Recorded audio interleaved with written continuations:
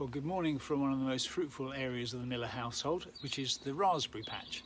It's here that Heather and I gather huge quantities of raspberries every year and enjoy them with fresh cream. But the raspberry patch has an enemy. Let me introduce you to him. This is convolvulus bindweed, common bindweed, the stuff of nightmares, the stuff that can get underneath the soil and kill and destroy the fruitfulness of this raspberry patch.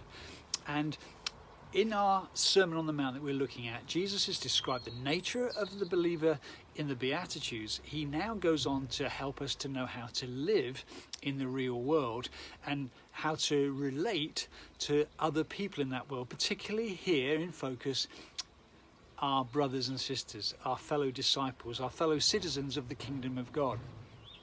And what Jesus gets at very, very quickly is that actually God is interested in the very heart attitude towards other people.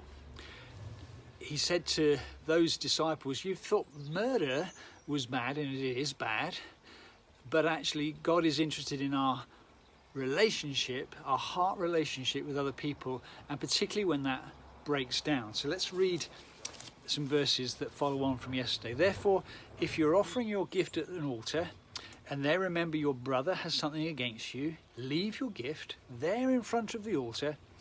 First go be reconciled to your brother, then come offer your gift.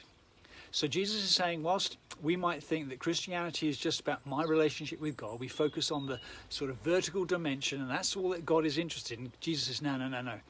God is interested in our horizontal relationship with one another, because in that horizontal relationship, it's all too easy to fall out with other people, to misunderstand people for actions and forgettings and areas of character to annoy us, and for us to remove ourselves, to judge others, and for roots to start to grow in our life where we start to alienate ourselves from one person to another.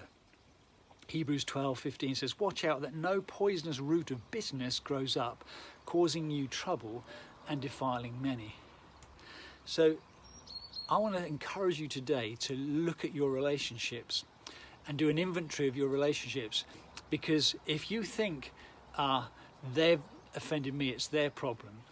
Matthew 5, Matthew 18 makes sure that there is no Mexican standoff in Christianity.